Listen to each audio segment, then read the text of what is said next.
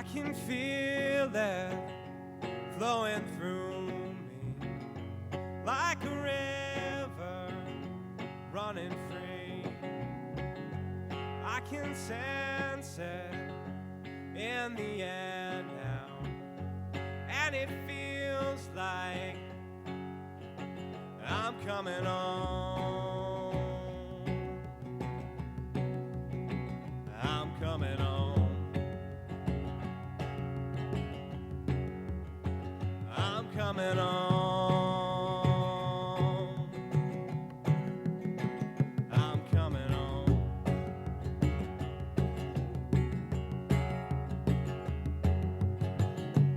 I can see it all around me.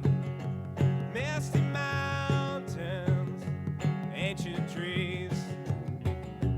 I can sense it in the air now.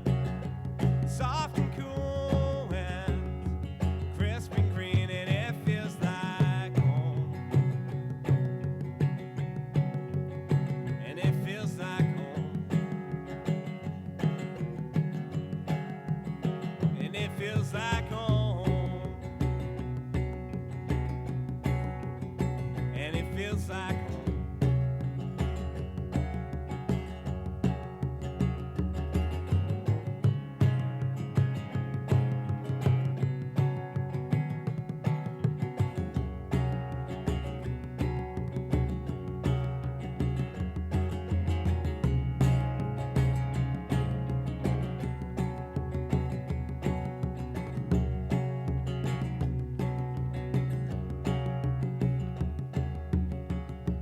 When I think back to the mountain, there's a feeling deep inside, stirs within me a childlike wonder, a million memories I can't hide, and it feels like home. And it feels like home. And it feels like home. And it feels like home. And it feels like home. And it feels like home. And it feels like home. And it feels like home. Sure feels like home. Sure feels like home. It feels like home.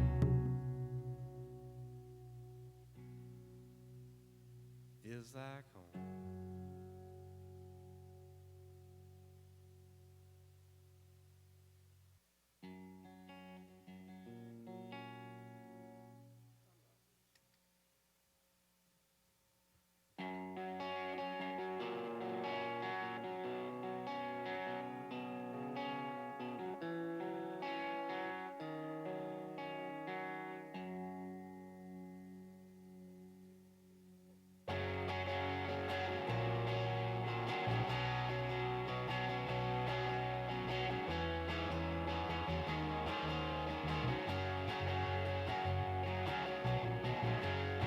Well, I was playing a show at a place down the road. The moonlight was shining in my face.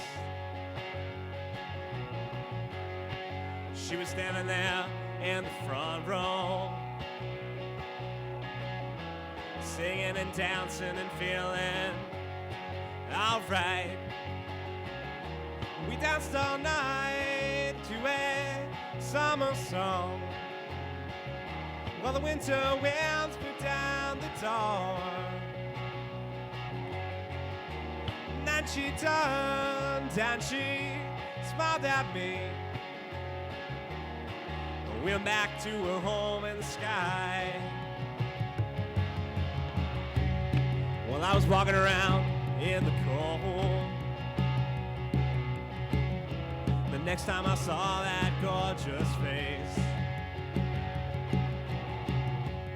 she was leaning back with a cigarette in her lips, smoking, laughing, and feeling alright. We danced all night to a summer song, while the winter winds blew down the door. And then she turned and she smiled at me and went back to her home in the sky.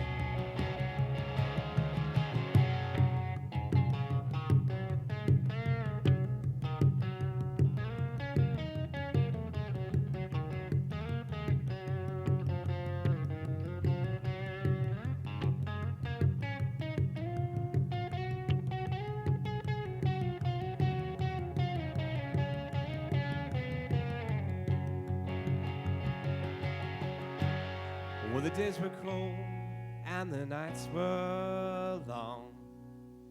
The next time that she came to my door, so I grabbed my bag and my guitar, followed her out in search of more. We danced all night to a summer song, while the winter winds blew down the door. And then she turned and she smiled at me and went back to her home in the sky. We danced all night to a summer song, while the winter winds blew down the door. And then she turned and she smiled at me and went back to her home in the sky.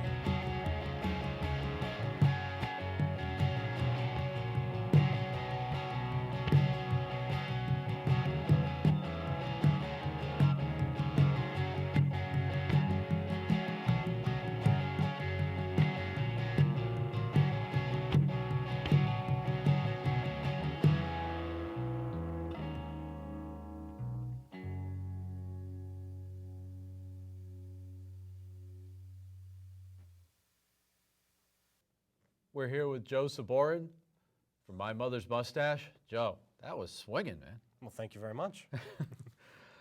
Now, My Mother's Mustache, that is a great name for a group. Where did you come up with that? When I first moved out of my parents' house, I had a roommate who was very maternal, would tell me when I needed to do the dishes and fix my tie on the way out, on the way to an interview, this, that, the other thing. And he had a very large handlebar mustache. And so we were sitting and drinking and talking and all of that. And someone said, you should call your next band My Mother's Mustache. And so when I started writing music for this, I emailed him. He lives in Scotland now. And I said, look, remember that night that we were talking about My Mother's Mustache? And he said, yeah. And I said, I started a band. Do you mind if we call it that? And he was the most excited person I've ever met at that moment, because it means he gets to shoot for the cover in a June Cleaver outfit, leaning over the oven, because that was the other idea we came with. So that might not happen, but the name just stuck, and everyone's been super supportive of it and really dug it, except my own mom, who does not have a mustache. Yeah, I kind of assumed that. Yeah. Now, you did mention you've got a new album that you're working on. Yes. Yeah, it's self-titled. It's coming out Self-titled. sometime during the winter or before the spring? Sometime in the winter, just around there. We're looking to get it out in time to play some festivals next spring and summer. So we're working on that with Ray, the bass player from the band tonight, down at his studio called the Rocktorium of Love in North Kingston. So it's it's an in-house project, but it's definitely it's super fun to work with them and get to really dig into the music more than just playing it live. Cool. So you're mostly going to be recording originals, or is it going to be all originals? It's a 6-track EP, and we're looking at doing 5 originals in one cover or 6 originals, depending on how things work out. We had been looking at covering Woodstock by Crosby, Stills, Nash & Young, which is one of my absolute favorite songs. And I had heard it one day, and I thought, that needs a saxophone playing that opening guitar riff. And that was really where I started to think, I need a sax player for this band. And it sort of built the sound that I'm looking for down the road. So we're getting closer and closer to it, and that's been the coolest adventure, is just building my own dream band. Oh, cool, yeah, definitely. It's one of those journeys that you'll know you're there when you're there, right, and not before. And I've woken up in the middle of the night a million times, woken up my girlfriend and said, hey, I've got this idea, and she'll look at me and go, really? It's 4 in the morning. You know? But we'll talk them through, and you know, she's been nothing but supportive, and other people around me and other musicians have said, hey, if you need this, you know, I'm game. And so it's been nothing but a lot of support from the back. So I don't want to say that I do all of this by myself. A lot of the times I play solo, but there's a million people behind me who are just, you know, either pushing it forward or getting it done in conjunction. Yeah, nobody does it alone. Not at all. Yeah, there are just too many bumps in the road, and the rent comes due every month. So, you know, nobody does it alone. Right. Now, your influences you listed as the Decemberists, John Butler Trio, and you've been listening to some Nickel Creek recently. Definitely, and a lot of the vocal patterns and things that I used in the first tune, "Figure It Out," come from that sort of a style that they do, where their instrumentation is nothing like this. They've got a mandolin, a fiddle, and a guitar player, and they all sing. But some of the ways that I wrote it and some of the ways I pushed the lyrics remind me of that, and were inspired by that sort of a style. Okay, good. So you've got a whole set of originals, and you kind of have to, it's almost like picking out who's your favorite children. Well, I definitely have kids that I don't like as much then, which is funny. I'll sit down and I'll write a whole tune out, and I have an entire blues rock album that never got released, never got professionally recorded. It's all recorded on my laptop that just sat there. You know, there's a bunch of tunes that won't make it to this album that I play live every day or every week. So there are some that it's tough to choose between the two of them. There are some that it's not their time yet. They haven't grown yet. So yeah. So yeah, you get your favorites. Definitely. And they'll be seen, heard someday. So, but now, how long have you been doing this? I have been playing music since I was 9 or 10. I grew up in a really musical family with a bunch of bluegrass musicians around. And Really? My dad was a classical guitar player. Oh. Which is where I've pulled some of my influences from. And I played saxophone for 8 years in Bellingham High School's band. I went to school for college to learn to teach music as a saxophone player. And about a month into it, I had been playing bass for about 4 years, and I decided I wanted to be a bass player. So I switched over to upright bass, and I learned that, and then school wasn't my thing, and so I started about 3 years ago playing professionally, just School of Hard Knocks style. You know, I worked jobs at the same time. And then in February, I decided, okay, I'm going to make a go of this. I'm going to do just music. And when I started doing that, I had about 2 weeks where I was working with another musician, and then he got called to go on tour. And everything I had lined up with him was myself on bass and him on another instrument. And he disappeared out of the blue. And so I was sort of thrust into just having to sing and play guitar, which I hadn't done. So in about a week, I put together a set of 30 tunes that I kind of knew, and there were definitely rough shows at the very beginning of it. But out of that, I started writing, and a lot of what's happening now and what's being played now is all new material Great. within the last year. Excellent. Okay, so keep your eyes open for Joe Sabourin, My Mother's Mustache. You got a gig coming up Thanksgiving weekend down at the Pepperoncinis. Definitely. And a few other gigs. Check Joe's Facebook page, appearing on your screen now through the magic of television. Michaela's not here, so I can say the magic of television. I wore that phrase out on her years ago. Well, Joe, thank you so much. Well, thank you so much for having me. Good luck. Thank you for watching Milford Performs on Milford TV.